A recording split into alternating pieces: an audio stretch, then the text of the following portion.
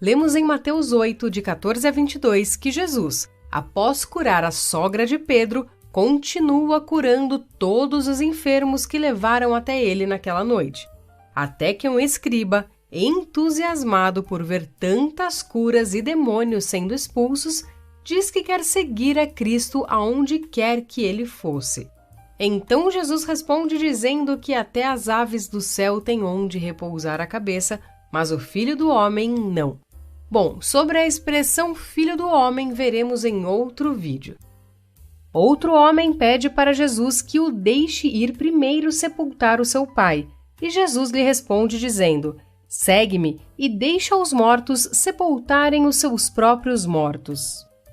Um inscrito aqui do canal me perguntou lá no Instagram o que significa essa resposta de Jesus, então eu vou tentar respondê-lo aqui nesse vídeo também.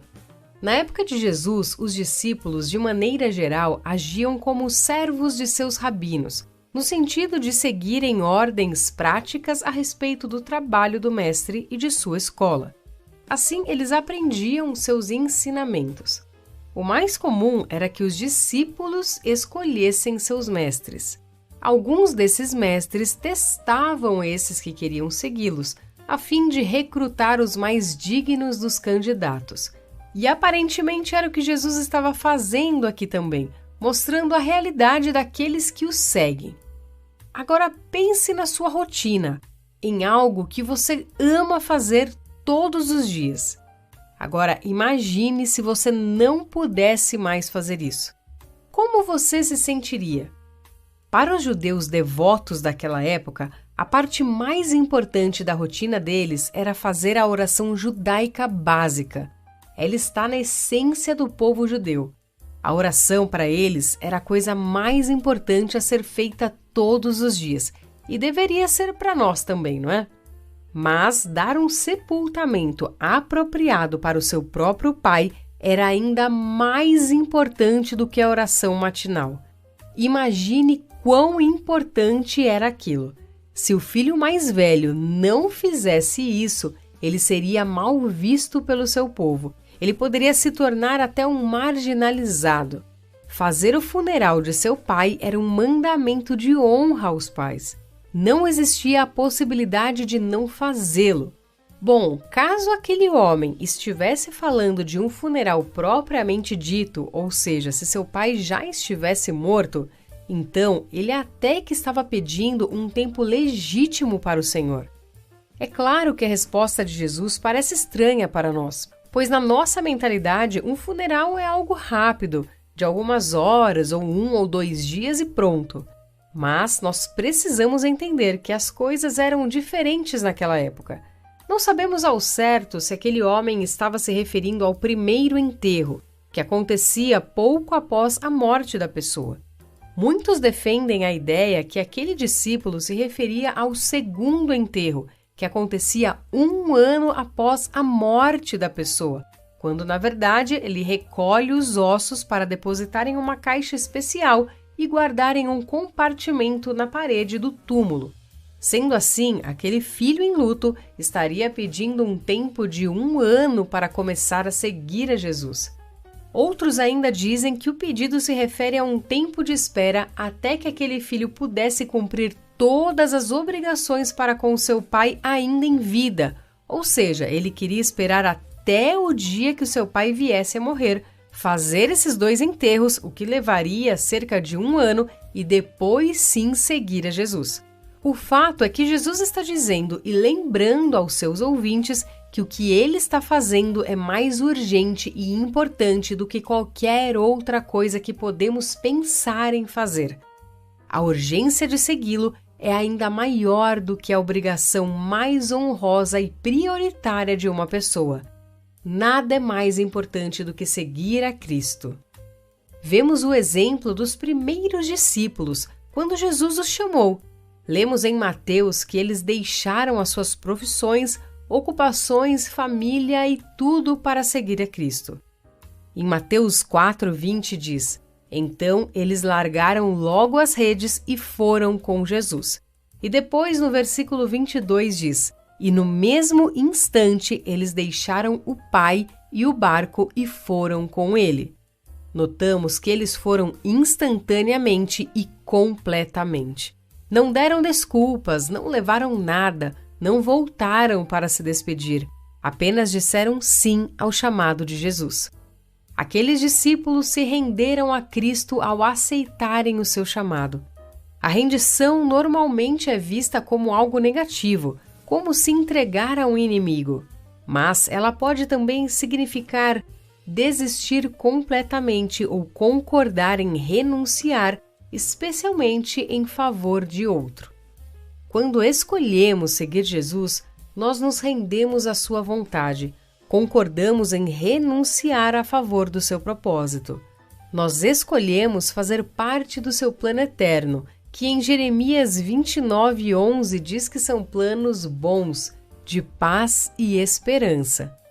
Quando Jesus diz que até as aves têm onde repousar a cabeça e ele não, ele está dizendo para aquele homem que segui-lo é renunciar tudo, seu conforto, suas vontades, simplesmente tudo por ele e para ele.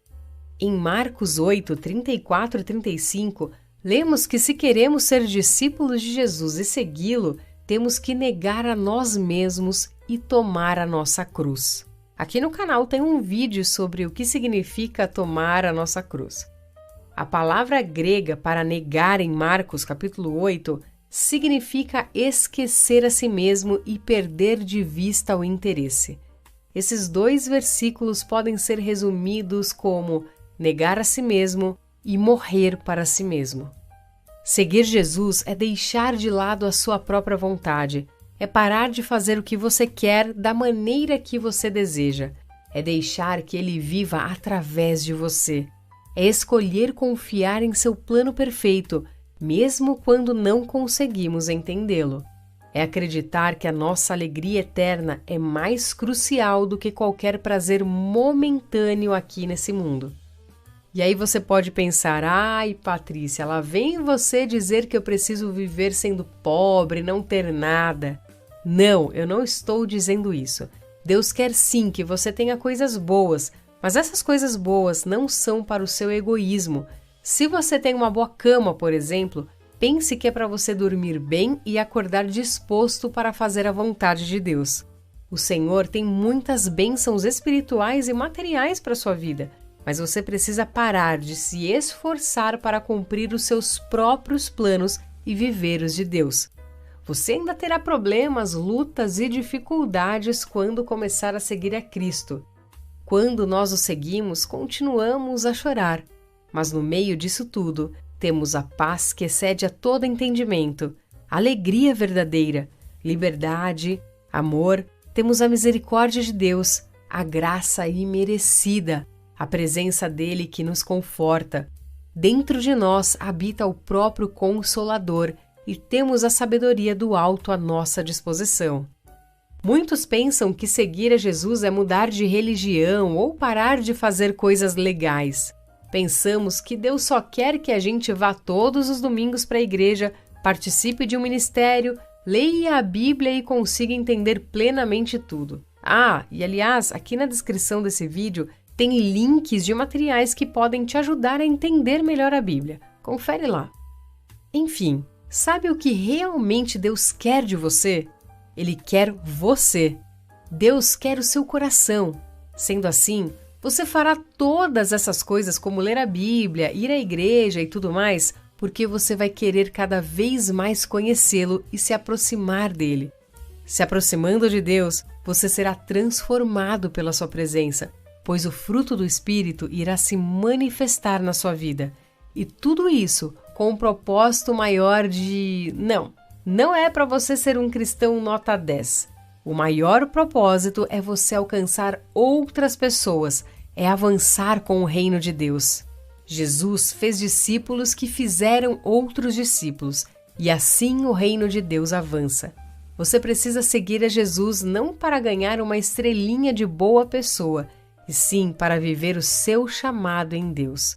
A minha pergunta para você é: quem ou o que você tem seguido e dado ouvidos? Você usa o seu tempo para quê? Você se rende e se entrega a quê ou a quem? Quem governa e comanda os seus passos? Reflita sobre isso.